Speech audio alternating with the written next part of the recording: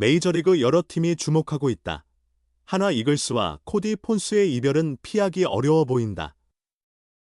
국내 무대 첫 해에 커리어 사상 최고의 성적을 낸 폰스는 이제 미국 메이저리그 복귀를 코앞에 두고 있다.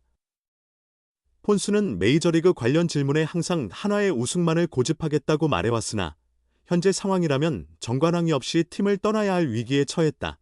전미아 구기자협회 BBWI 소속 프란시스 로메로 기자는 25일 한국 시각 복수의 정보원에 따르면 우한 투수 폰스는 메이저리그에 복귀할 유력 후보 중 한 명이다. 여러 구단이 그에게 관심을 보이고 있다고 전했다.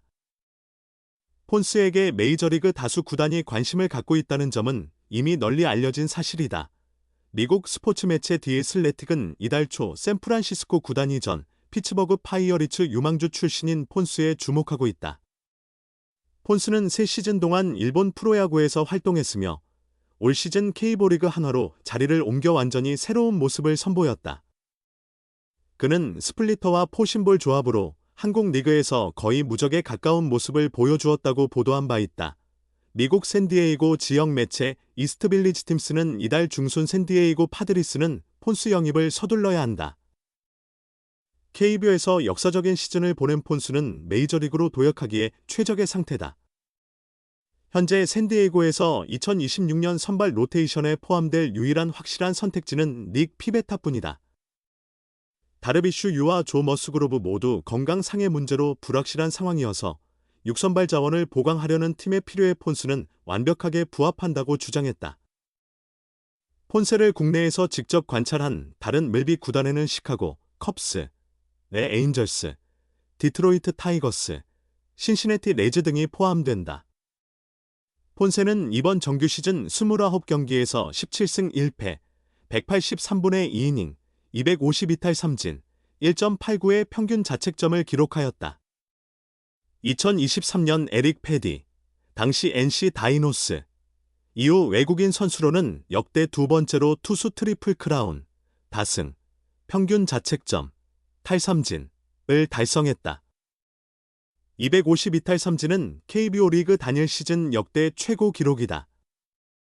WIP, 이닝당 출루 허용률은 0.94, 피안타율은 0.199에 그쳤다.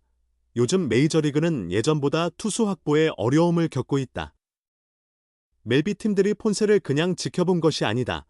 로메로 기자는 폰세는 올해 한화 소속으로 KBO 리그 정규 시즌 트리플 크라운을 이루었으며 삼진 252개를 기록했다. 고 말하며 그가 한국에서 정상에 오른 투수임을 강조했다. 폰세는 메이저리그 스카우트들의 관심은 개인적으로 감사한 일이라 말한 반면 오직 팀의 승리만을 위해 집중하고 있다. 고 꾸준히 밝혀왔다. 아마도 한화에서 한국 시리즈 우승을 거둘 마지막 기회이기 때문에 폰세는 포스트 시즌 시작부터 뜨거운 의지를 보였다. 플레이오프에서 팀의 3승, 2패 중 2승을 직접 챙겼다. 폰세는 지난 18일 삼성과의 플레이오프 1차전에서 6이닝 6실점, 5자책점에 그쳤으나 타선의 지원을 받아 9대 8승리를 이끌었다. 지난 24일 플레이오프 5차전에서는 5이닝 1실점, 비자책점의 호투로 11대 2 대승을 이끌며 한화의 한국 시리즈 진출을 결정지었다. 그러나 한화는 플레이오프 4차전까지 3승을 챙기지 못한 탓에 26일 잠실에서 열린 LG 트윈스와의 한국 시리즈 1차전에 폰세를 내보낼 수 없었다. 대신 플레이오프 내내 불펜에서 활약했던 문동주가 1선발로 중책을 맡았지만 4/3분의 1이닝 4실점, 3자책점으로 아쉬움을 남기며 마운드를 내려왔다. 힘이 빠져 보였다. 결국 한화는 LG에 2대 8로 완패했다. 한화는 27일 열리는 2차전 선발로 류현진을 예고했다.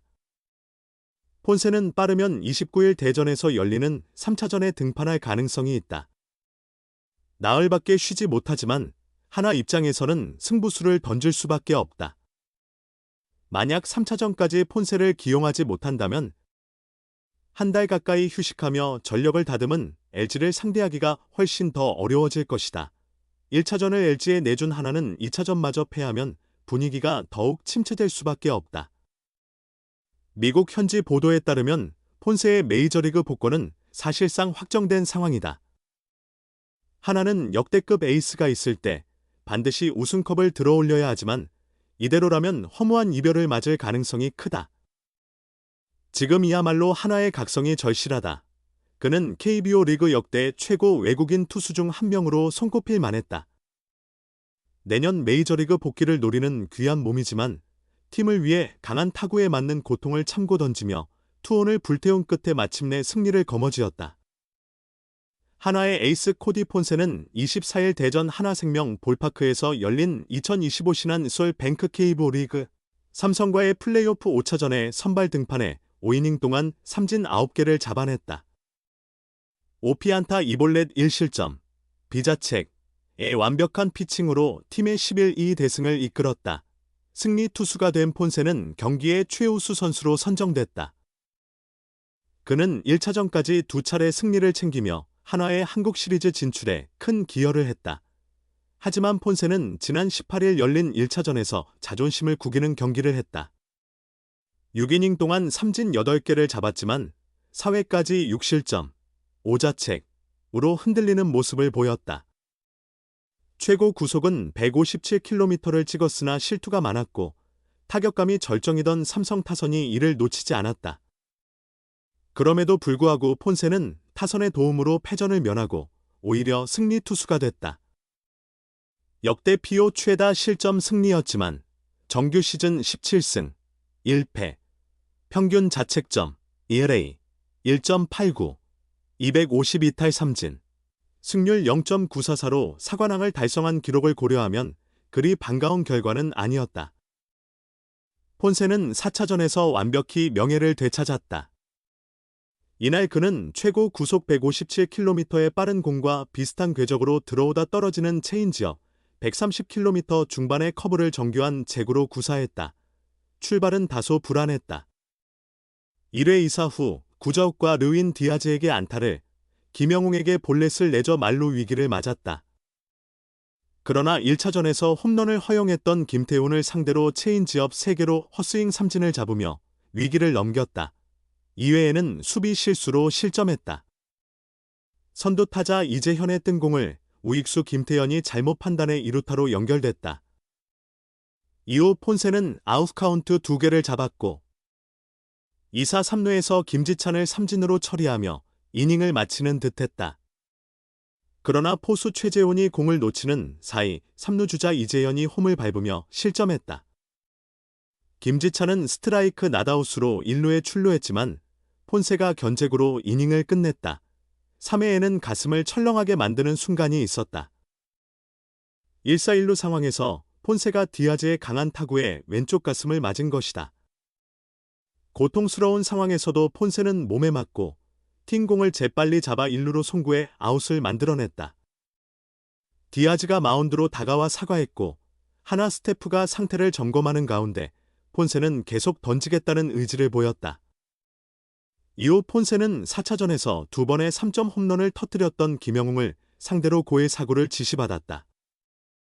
다소 못마땅한 듯 미소를 지은 폰세는 그러나 김태훈을 포수 앞당볼로 잡으며 이닝을 마무리했다. 타구를 맞은 뒤 폰세는 오히려 더욱 불타올랐다. 4회 무사일루에서 강민호와 대타 전병우를 연속 삼진으로 돌려세웠고 김지찬마저 내야 땅볼로 잡아냈다.